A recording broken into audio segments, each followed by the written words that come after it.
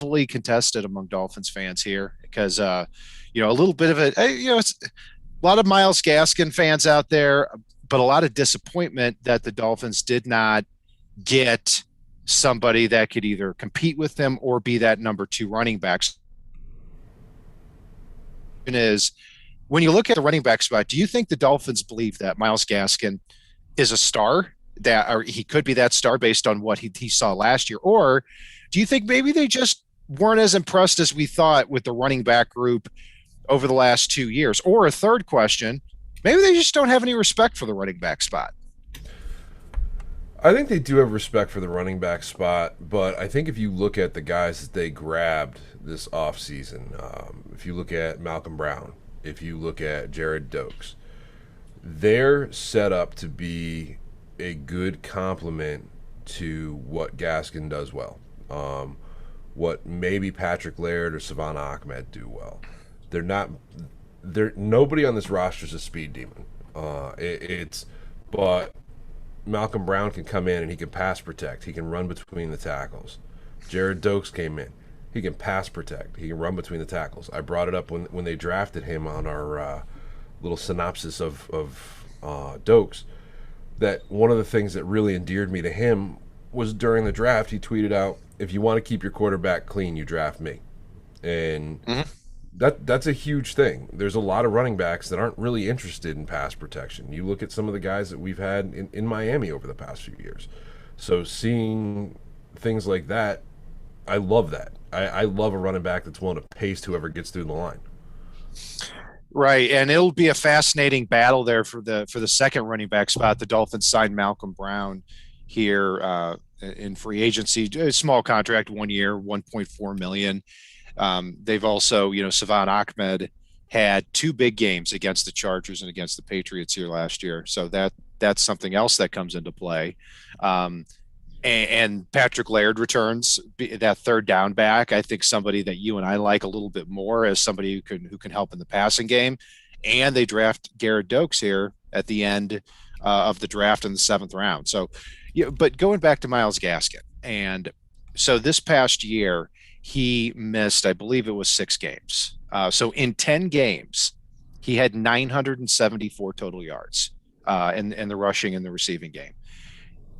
I mean, you're talking about a 1,500 total yards over a 16 game season if he were to stay healthy. So that's a good point for being a really good back. I think part of me wishes that they had two Myles Gaskin in case Gaskin can't take the 300 to 350 touch a year pounding that a running back is typically designed to take.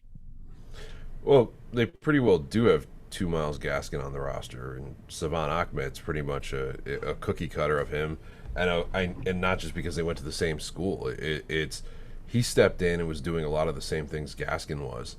The interesting thing for me is this was a weird position anyway for me to break down, because not only do you have the guys we mentioned already. I know I mentioned Patrick Laird briefly, who does have a rapport with Tua, which may be his path to the roster. But outside of that, and I know we're not going to preview Ethan Carter on the show, but it looks like they're planning to use him as a fullback H-back type and not a traditional tight end.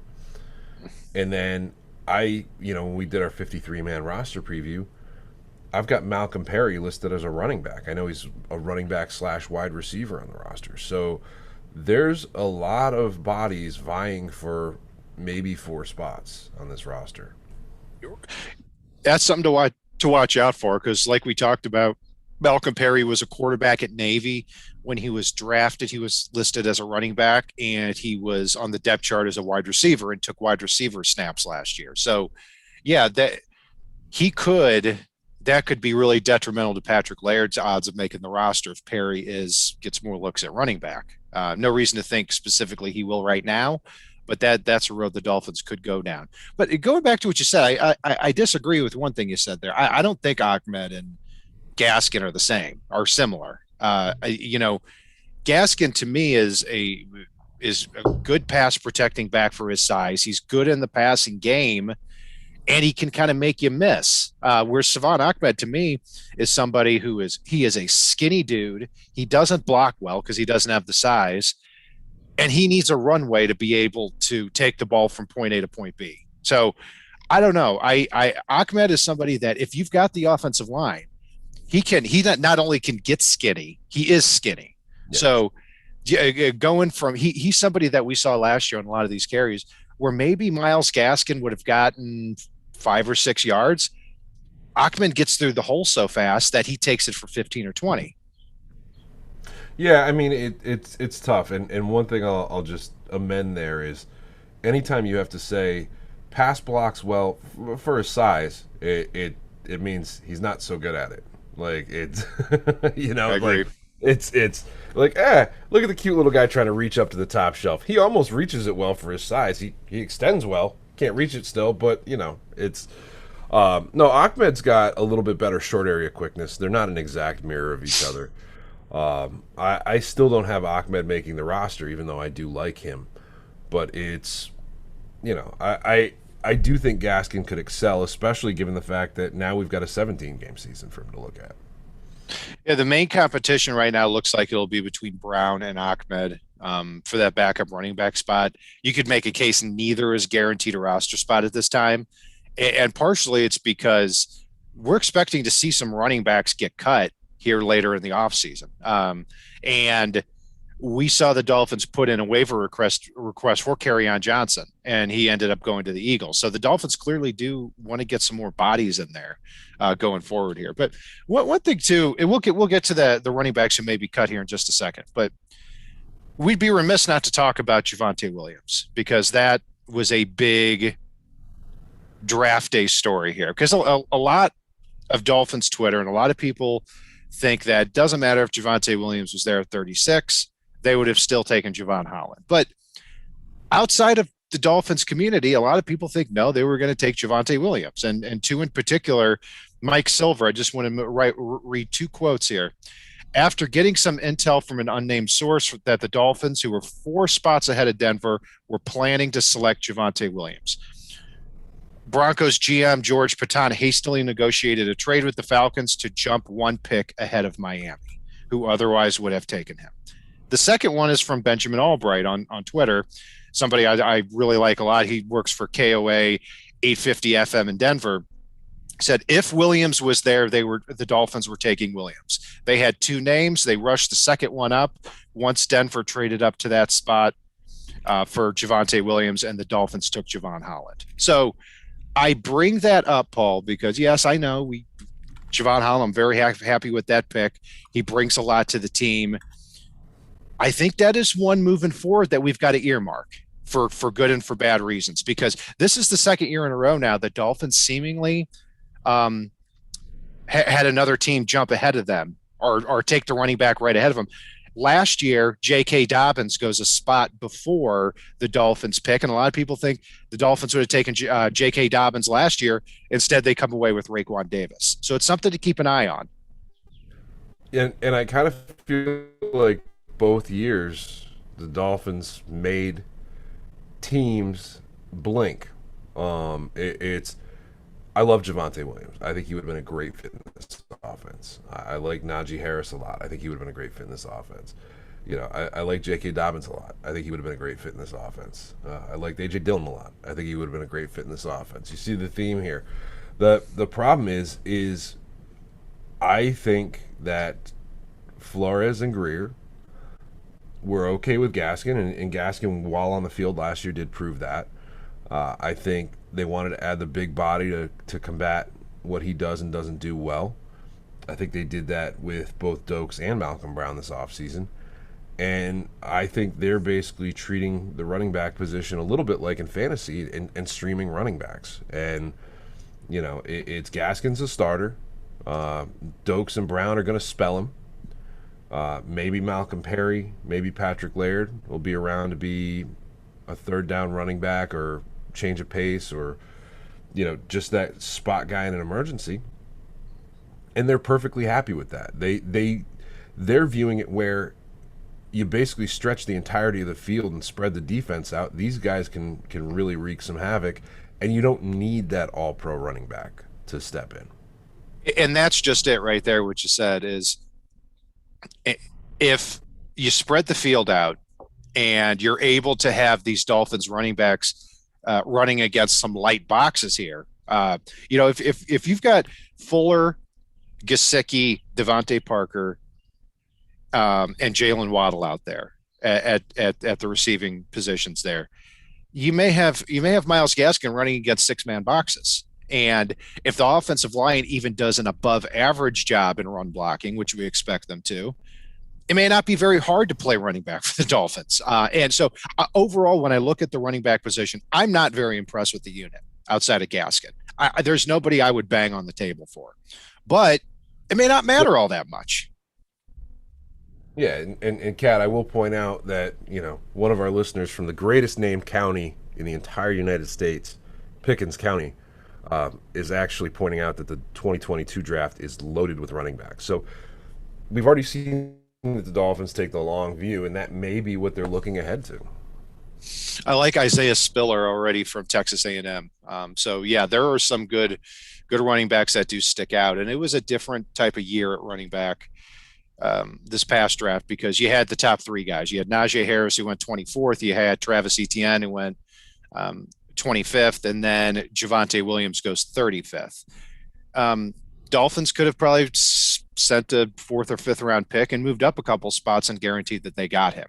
I kind of wish still that they would have, but if their stance is that the running back position is not one that is very hard to find, and it's not a high priority position in the NFL, that's hard to disagree with. Teams that prioritize running back high, I think, are making a big mistake, and we see that time and time again. The running back really is only one small part of the running game, as we see in the NFL from year to year. It is, and Miami's looking to stretch the field here. They're looking to build around Tua. Anybody that thinks otherwise is, I won't use that word here on YouTube, but we'll go with crazy. It's I've been on a couple of the media availabilities with Flores, and you just look at how they're doing this. They're looking to stretch the hell out of the field. They're looking to have their tight ends just run mismatches all over the place and create one-on-ones in the outside and let you pick your poison for how you get beaten. If you're going to put 8 men in the box to try to stop the run, they're going to roast you. You don't have Jalen Waddle and Will Fuller going over the top if you don't plan for that. And if you're going to account for over the top, they're going to roast you with Hunter Long and Mike Gesicki. And if you're going to try to account for all those receivers, you're going to have about 6 guys downfield already, and you're going to have 5 or 6 on 5 up in the box. And good luck. Like, it's just, they've got a bunch of meat monsters on this line. I know they were young last year, and their rankings were down because they started 3 rookies. But as long as Matt Skura can remember how to snap the ball, we're good here. Yeah, that's true. And looking at the other running backs available here in the offseason, we should see some get squeezed out of the bottom of the roster. And a couple of those that come to name, one of them is Jalen Richard, who you mentioned, that could really be probably upgrade the second running back spot from, very active in the passing game. Sony Michel for New England. I mean, the Patriots have some players on the bottom of the roster like Michel, like JJ Taylor, that could get squeezed out. The Texans have 4 running backs battling. They just signed Rex Burkhead. They've got Mark Ingram, David Johnson, Philip Lindsay, and Rex Burkhead. I don't expect more than 2 of them to make the final roster because it's unlikely they're going to pay a 3rd running back or a 4th running back that much. Jalen Samuels from the Steelers is somebody who came out of college. Not sure if he was going to be a running back or a tight end, but does have size, can play in the passing game. And every running back that's played for the Steelers hasn't been very good. So he never really had a great shot to begin with. Royce Freeman, I'm not a big fan of, but somebody who also could be available there toward the end of the offseason here. So I don't think the Dolphins are done at running back either.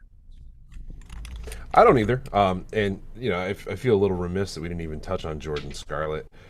He's a guy that showed some shiftiness in college and can do a little bit out in space, but it just feels like he's a little too slow for the NFL level for that type of running back, and I think that's going to shake out as the preseason wears on. I mean, he went to Florida. Obviously, the Panthers thought enough of him to draft him in the fifth round. That was right about where he was supposed to go. Certainly hasn't put it together in the NFL, but it doesn't take a lot to, if you have the vision and you check mark all the boxes as far as size and burst and speed, and Scarlett's got a lot of that. Then you have a shot. And yeah, and another battle that you touched upon there is Carl Tucker against Cethan Carter for that fullback spot. I don't know if they're going to keep a fullback. Maybe they won't, but it's possible. And at Alabama, I don't think Carl Tucker ever caught a pass or even had a rush, but he was still in the final, 6 or 7 games during that national championship run, a big part of Alabama's running game, especially in short yardage situations. So he certainly has a chance too. So I'm going to disagree with you here, and I know this is a disagreement you and I have had for a while now. I think Miami is desperately, and has been desperately, trying to have a fullback for a few years now. It didn't work out with the guy I never really liked there anyway. But, even when it didn't, they were lining up some, Christian Wilkins and random people in the backfield trying to make it work. And then not only do they get Cethan Carter, but they go out and they get Carl Tucker. They're trying to fill a fullback role here. I don't think they're going to be on the field every down, but I think they've got some packages where they really want to have an effective fullback in there to lift that offense up and lead the play or receive out of the backfield or help with the pass protection. But I think Miami's trying to get a fullback. They just haven't been able to find one that it makes sense to have on the field. And I'll say the same thing I said when they drafted Chandler Cox. You hate fullbacks. I hate fullbacks. Making a fullback a priority or trying to get one is a waste of time. Put an offensive lineman back there. Put Christian Wilkins back there if you want to, because not only are you having one on your 53-man roster, if you're going to have a fullback on your roster, it's going to be you're going to have him on your 45-day game day active roster. And I think that's why they signed Cethan Carter too, is that he can play tight end, he can give you some looks at fullback, and he's a good special teamer. So okay, he can do 3 different things, and he's not costing you a lot of money. I'm cool with that. But yeah, I you said fullback. I have no respect for fullbacks. What you said is respect for fullbacks. Fat guys. Put them okay. Put the fat guys. You can take the fat guy. I'll take the athletic good player. So we fundamentally disagree. There are athletic good fat guys in the NFL. No, there's not. There certainly are. Oh, okay. There are, but they're playing defensive. Yeah, Fletcher Cox, Vita Vea. Yeah. Very athletic, big guys. But not Wilkins and Jalen Phillips and run your power backfield out of that. Jalen Phillips isn't fat. Christian Wilkins might be. By the way, Christian Wilkins needs to play better this year wherever he's playing. He ain't good enough. Well, I don't know. He earned some credit from me when Omar asked the question during the media availability the other day, and he immediately went, or not Omar, Armando. Armando asked the question, and he didn't even have the question. Hey, Christian, it's Armando. It's like, oh, okay. That's nice. He's got a lot of character. But I always say this: the first thing you say about a player is that he has good character or good personality, he sucks. Now I'm not saying Wilkins sucks necessarily, but 13th overall pick a few years ago, not necessarily hasn't lived up to the hype as far as I'm concerned. But he's a good player. If you draft a player 13th overall and he is a decent number 2 defensive tackle for you, I think you could have gotten more. 2 picks later, the Panthers took Brian Burns, who I think has been a far better player, was at the time, is now. But anyway, see what we get into when we start talking about fullbacks. It's freaking fullbacks. The running backs on the Dolphins roster, something else I wanted to point out is if you combine the 3 running backs on the Dolphins roster, Myles Gaskin. Oh yeah, one good one. So Myles Gaskin, Savon Ahmed and Malcolm Brown. You take a look at their stats just last year. They combined, the three of them, 318 carries, 1,322 yards, 11 touchdowns, as well as 75 catches for 611 yards there on over 1,100, just over 1,100 snaps. The Dolphins played 1,071 snaps last year. So that's kind of, I think, what they're thinking. We don't have one elite back, but we think we have a very good three-man rotation, and we're going to be able to show some different looks. They're good at different things, and that's got to be the strategy here. It's kind of the old school Patriots strategy where, hey, we're not going to have one elite back. We're going to have three or four decent players with fresh legs. It's got to be the strategy here. It does, and I was just thinking in my head, like, I can't wait to have Deion Dyer back on the show and talk about how much you hate fullbacks. It's going to be amazing. No, I can't. Hey, I'll tell him it to his face. It's not that I didn't love what Deion Dyer did 20 years ago, but the point is, it was 20 years ago. He shouldn't have been a fourth round pick. Maybe in the 70s, yes, but I mean, anytime the Dolphins have drafted a fullback, Rob Conrad, Deion Dyer, Reagan Mawai, Chandler Cox. I'm sure there's another. I was so excited for Reagan Mawai. I was so excited. I bet you were. He looked like a defensive lineman in the backfield. I'm like, yes. And he was such a sissy out there. Like, yeah. I look. Yeah. I mean, there's no way to say it. I hate fullbacks. I think they're a waste of time. Hey, tell you what. I'll extend an olive branch. If the Dolphins find themselves in a spot where they're utilizing fullbacks a lot, you want to add Kyle Juszczyk or Patrick Ricard, a real good fullback who can do some different things, I'm on board. But not somebody who's basically a 260-pound glorified offensive guard. Just put an offensive guard back there. That doesn't make any sense. So anyway, I would love to have Kinley come out of the backfield. Good call. We may see that. John Urich. Yes.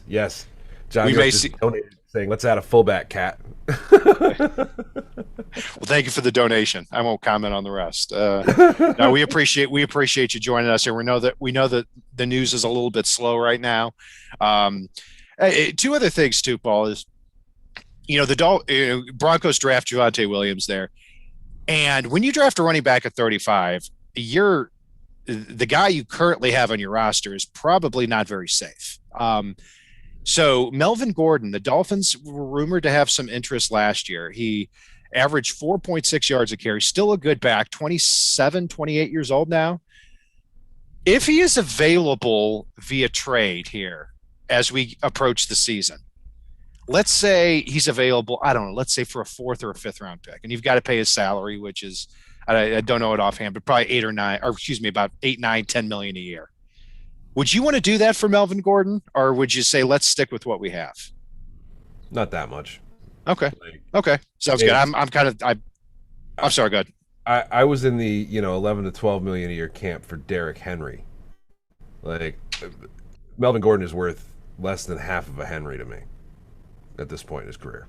So yeah, and you've got to assume that he's going to keep getting worse, and he's gotten his money, and yeah, I'm with you on that. I'd probably pass overall. One guy that is interesting to me too, if he's available for cheap as the season approaches, Rashad Penny for the Seahawks. Now, I know the initial reaction is, oh, that guy can't stay healthy, blah blah. I agree, he can't stay healthy. That's why he would be available, but when he's been on the field, former first-round pick of the Seahawks, 161 carries over 3 years only, but because of the injuries, but has averaged over 5 yards a carry. And the Seahawks re-signed Chris Carson. They drafted Travis Homer and DJ Dallas, two former Kane running backs, over the last couple of years to really, take Penny's spot. And they rejected or opted out of Rashad Penny's fifth year. So he could be available. I'd throw a 6th or 7th round pick at it, but that's one of the things I'm going to be looking for when cuts happen or toward the end of August, when preseason winds down, who might be available for the Dolphins to acquire here at the running back spot. So we'll see. Yeah, no, I'm with you. I mean, I'd pass on Penny. I like what we have on the roster a little bit more. And I think we've got guys that are a little better able to stay on the field. At that, I'd almost rather just get creative with like I said, Malcolm Perry and Ethan Carter coming out of the backfield at that point. Got it. So, not a lot else to talk about here at the running back spot. Anything else jump out from chat? Nobody seems to want Gordon. I know some folks are talking a little bit about the offensive line, which I know we're going to get into in a coming episode. One thing I just want to add to that is, like we've talked about before, the offensive line is a very young offensive line. And, like Austin Jackson came out, the whole reason you and I didn't want him was he was athletic, but he was very raw. So, I mean, the fact that he played as well as he did last year overall and comparatively is a good thing. And I know we're going to dive into that a little bit more. A couple of people talking about wanting to trade Gesicki, which I don't know about you, but I am not in that camp at all. For what? That's my major question. I mean, if you have a team like the Jaguars who really don't have anything at tight end, and they want to trade him, send us a first round pick next year, that could turn into a top 5 or top 10 pick. Okay, that's a different conversation. But and for anything other than that, I'm not interested. I mean, I do think the Dolphins are going to go away from Gesicki, unfortunately, just because of when you look at what they're doing with signing Jalen Waddle, spreading the field, having all these receivers, and then drafting Hunter Long in the 3rd round. I do think eventually they're going to go away from him. I hate saying that. My hope is that the Dolphins keep Gesicki this year, and at the very least franchise him next year, where they've got more money, and it's only going to be 11 or 12 million to franchise him, because he's got one of the best skill sets as far as jump ball situations and contested catches. You've got to account for him in the red zone, and you've got to double team him. That opens up a lot of other things underneath. So, no, I'm not for trading Gesicki just for the sake of trading Gesicki. No, I don't think they do overall. I think that they do end up paying him. I think they're not doing it right now because the cap kind of sucks this year, and I think they're going to set it up as it moves forward. But, oh, God, Eric, you had to bring this one up. I'm going to get away from this now. I don't think they trade Gesicki, though. I do think they re-sign him.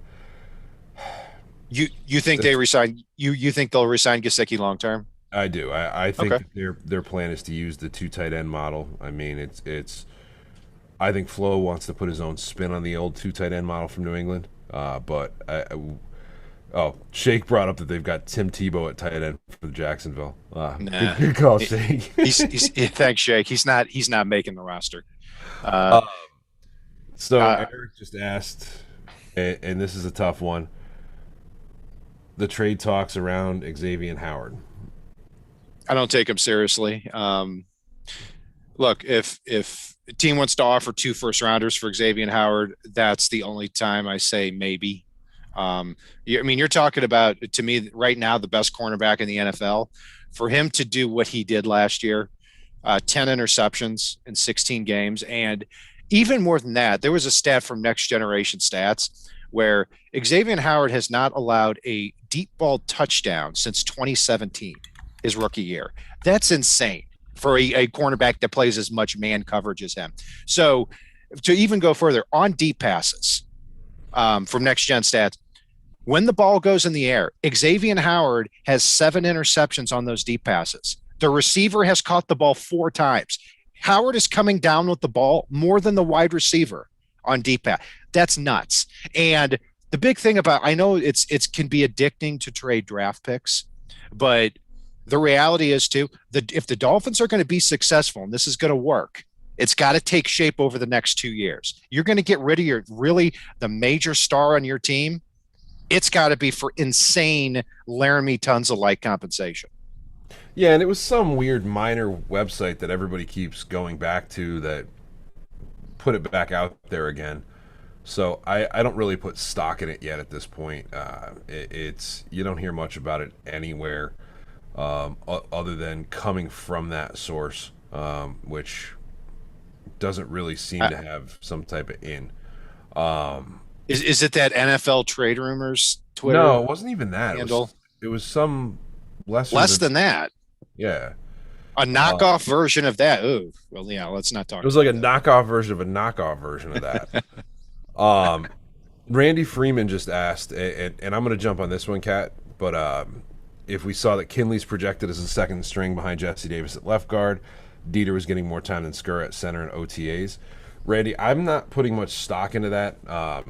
When Flores did his media availability the other day, he was asked very pointedly about why they moved Robert Hunt to guard. And he basically came out and said he's got a bright future at tackle. He's got a bright future at guard. We're going to play our best five. We're going to find a way to fit them all in. We're not even committed yet to Hunt being a guard this year. He may end up back at tackle. We're not going to know anything about any of these guys until we see them out there in pads. Offensive line's not a position you can really evaluate without pads on. And I do believe him there. It's because you can have all the great looking, shimmy in the world against air, but at the end of the day, you need to go out and actually prove it. So it's Yeah. it's very much a situation of that offensive line is going to be fluid right up until about the third week of training of the preseason, and we'll see. What they look for in offensive linemen is versatility, and they do that so they can have a lot of different combinations there in July and August. Liam Eichenberg, is a played left tackle at Notre Dame, is going to compete at right tackle and hopefully win that job, but may project to be a better guard. Solomon Kinley can play left guard and right guard, and he's done both. Robert Hunt can play right tackle, and he's being kicked inside to right guard. Michael Dieter can play all three interior line spots. Jesse Davis can play all five spots. So versatility is the name of the game here for the Dolphins offensive linemen. We're going to see a lot of different combinations. So I agree with you, Paul. No reason to take the current depth chart very seriously. In fact, I'm glad they're giving different players different looks at certain spots. Scummy said Air won Defensive Player of the Year, and I think that's a great statement for us to close on there. I'm not looking at the chat there right now. Air won Defensive Player of the Year? Yeah, I was talking about Hunt blocking against Air and offensive lineman blocking against Air, and Scummy said Air won Defensive Player of the Year. I don't know. I thought it was funny. Oh, okay, gotcha. I see. I'm slow witted, so I can't uh, can't grasp on right now. So You're on lake time. Let's face I it. am. I'm on lake time. So yeah, that's gonna do it for our breakdown of the running back spot. We're gonna look at the wide receiver position next week here. Be sure to join us for that. Follow Paul at fanatic_pick. I'm Brian Cat NFL. Be sure to join us on Facebook, Twitter, all of our social media outlets, the FanSided Network, and FinFanatic.com. Thanks for joining us here. And if it's not on the right side and it's not on the left side, it is on the Fin side.